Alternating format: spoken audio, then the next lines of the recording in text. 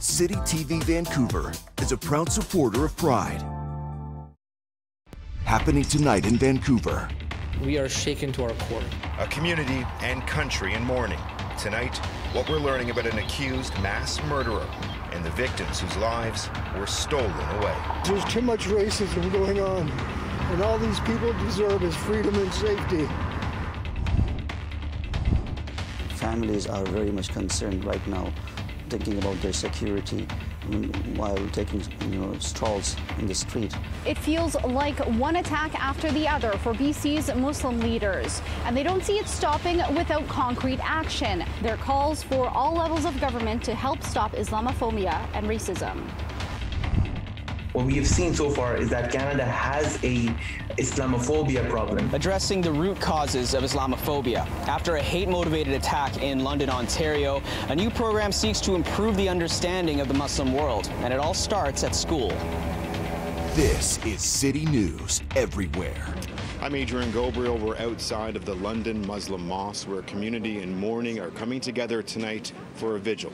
It's been approximately 48 hours since police say a Muslim family were targeted and killed in a premeditated mass murder while out for a Sunday evening walk just 10 minutes from here. This is the mosque where the family attended. We begin tonight with the outpouring of love, grief, and anger gripping this city. When it comes to the Muslims, everybody talking to the Muslim tourists. What are you calling this now? It's tourists.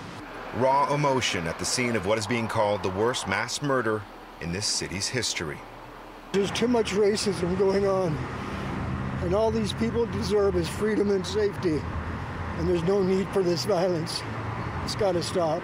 It was Sunday evening when 46-year-old physiotherapist Salman Afzal and his wife, 44-year-old Madiha Salman, their daughter, 15-year-old Yumna Afzal, and her 74-year-old grandmother were all killed when a black pickup truck struck them while they walked along a sidewalk in North London. The family's lone survivor, 9-year-old Fayez Afzal, who's recovering in hospital. Police say the family, who are Pakistani Canadians, were targeted because of their Islamic faith. It's left an already traumatized community reeling. Anger, hurt and grief, a sense of insecurity. We don't know, we're afraid of what is to come. We're afraid, should we take a walk down the road? Arjai Anwar is the imam at the family's mosque in London, Ontario. He spoke one-on-one with City News. We are shaken to our core, where all of us are deeply, deeply hurt. This scar will not just heal overnight. This was a family that was a gem of a family, and we will miss them dearly. They were snatched away from us. They were taken from us. The flags have been lowered to half-mast at Oak Ridge Secondary School, where 15-year-old Yumna Afzal attended. She was an honor roll student who loved learning and loved making her family proud of her accomplishments. The accused mass murderer is 20-year-old Nathaniel Veltman. Police searched and sealed off his downtown London apartment today. Neighbors tell City News the young man, who's been charged with 4 counts of first-degree murder and 1 count of attempted murder, lived on his own and was a bit of a loner who liked to play video games with the volume turned up loud. London police declined requests for an update today, saying the matter is now before the courts. The RCMP are now supporting investigators here in southwestern Ontario. However, they declined to comment on whether or not terrorism charges are also being pursued. Where does a 20-year-old learn so much hatred?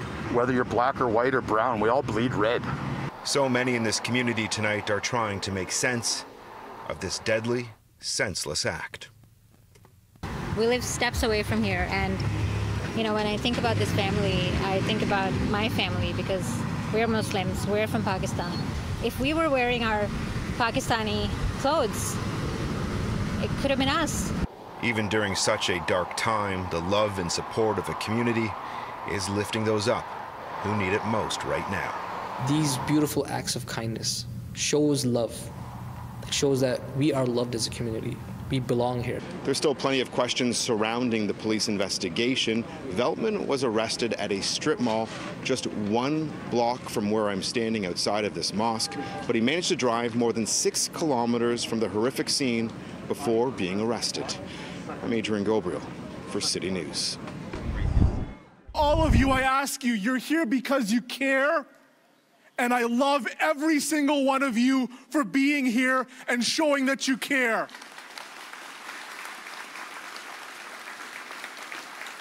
But we have a job together, and I need all of you to be ambassadors. To those who want to hide behind freedom of expression, I ask you a simple question.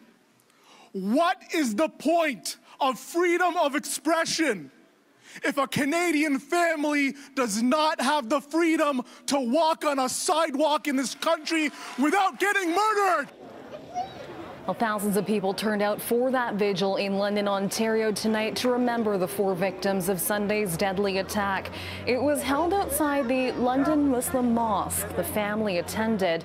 Prime Minister Justin Trudeau was there too and paid tribute to the family who died and the 9-year-old boy who survived the attack. This family touched so many around them. Salman was known for his warm heart. Madia was working on her PhD in engineering. She and her daughter had painted a mural at their mosque, and Yumna was an active member of her student community. Their grandmother cherished her family, and Fayez still has so much ahead of him. They were loved. I know they will be so deeply missed.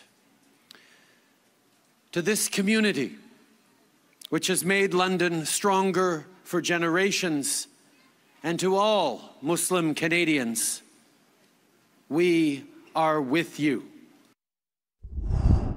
There is an undercurrent that exists in our culture that sees people who may have a different skin tone to them. They may dress differently than them. They may espouse a religious ideology that is different from them.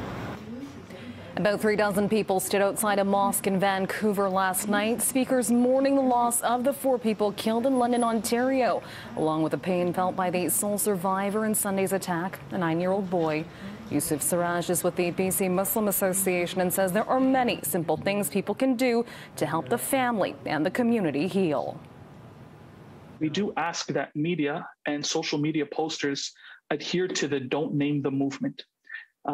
We don't want to give any notoriety to the people who do this at all. So what we are seeing as a community is that is one important ask from us, but also to support the family. How can we do that? There's hashtag Our London Family, where we can build that solidarity and allyship, as well as there is a practical ways to support. So the National Canadian Council of Muslims, NCCM, as well as Islamic Relief Canada, which is a national charity, and the London Muslim Mosque got together to create a Launch Good campaign to support the family. Siraj hopes people will get to know their Muslim neighbors, many of whom he says are willing to discuss their faith. We stand with the people of London and with Muslim communities across the country. Canada's political leaders promised to do more against Islamophobia, but people want action now. What are you going to do about it in concrete terms? Families are very much concerned right now, thinking about their security while taking, strolls on the street.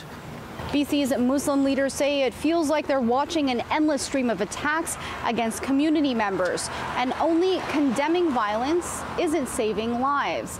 Imams and other community leaders say all levels of government need to take action now.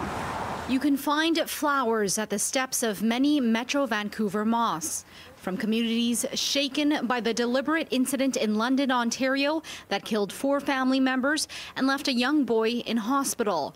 This imam says 4 years after Ottawa passed a motion condemning Islamophobia, the government has failed to protect Muslims. Government has to take a stricter, approach and measures by just demonizing this act or even to issue a sentence, but even to a next level of higher punishment, more serious punishment, so that the individuals who even perpetrate this type of crime, they must serve as a painful example for others who are planning something like that.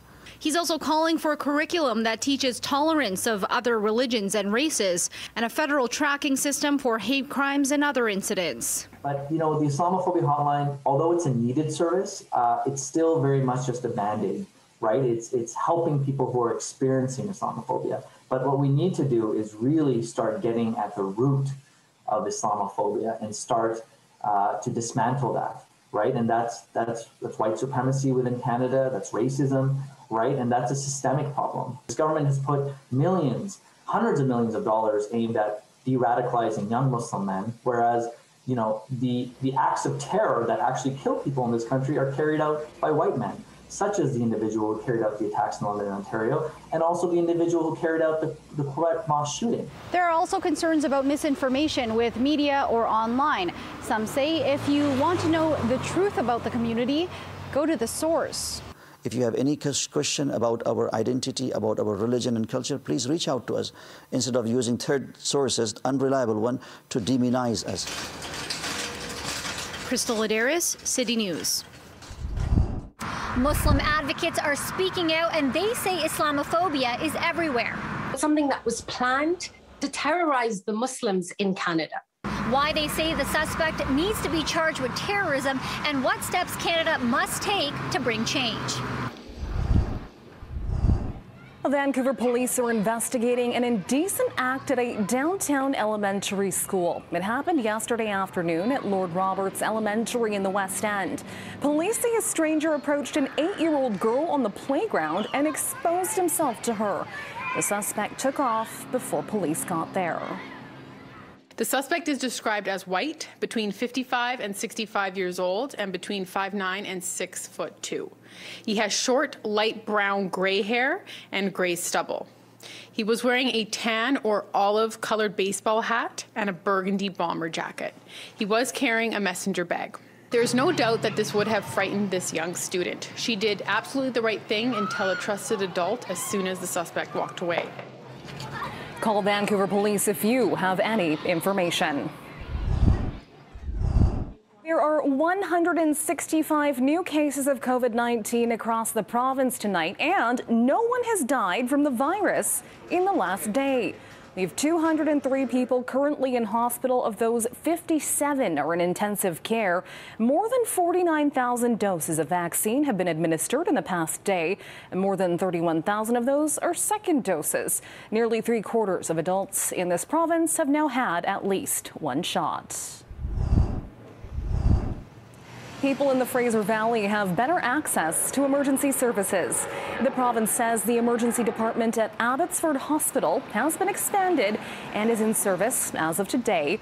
It includes capacity for 3 new trauma bays, 11 new patient exam rooms, and a dedicated mental health and substance use zone.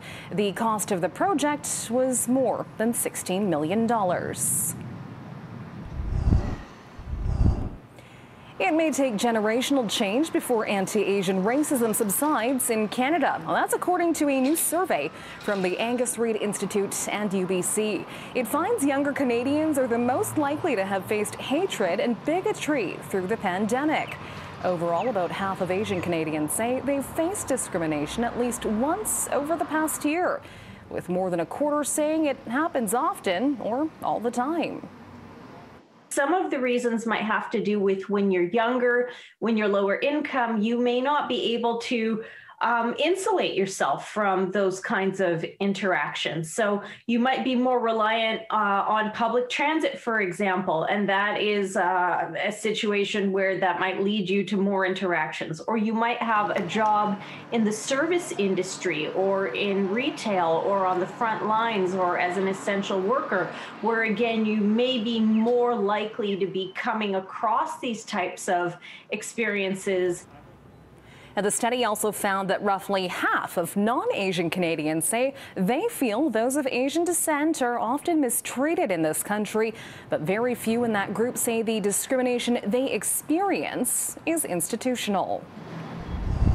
What we've realized through this incident is that the problem of Islamophobia, it's in our streets, it's in our schools, it's everywhere. In the wake of a fatal hate-motivated attack against a Muslim family in London, Ontario, a new BC program seeks to help schools clearly understand Islam and the Muslim world, addressing the root causes of Islamophobia starting in the classroom. And we believe education is at the core, is a core solution to curbing the impact of Islamophobia. Adnan Akil is the president of the Bridging Gaps Foundation, which seeks to bridge the gap between Muslims and non-Muslims. They started programs in BC's Lower Mainland like the Meet a Muslim program and Open Mosques. Their newest education program is called Reclaim. Reclaim stands for Robust Education to Create Lasting Impact, Awareness and Meaning. We're currently working with at least one school district to create content for professional development workshops with educators to assist them, communicate and teach elements of social studies curriculum, especially when it comes to understanding Islam and Muslim world between grades 6 to 12. We're also working on creating anti-Islamophobia response protocols so schools can have a more nuanced approach and response followed by a social action. Reclaim's Ahmed Khan says the desire for social action can be seen in the Muslim youth of today, something made possible because of their social circumstances. We are pulling up a chair and insisting that our voices, our beliefs, and our concerns are part of the national conversation. Muslim youth today are becoming activists. They're speaking out against the injustices being perpetrated against everybody, but especially when it comes, the injustice is against them, as we've seen with this tragedy. So the second and third generations will continue to speak out against these tragedies.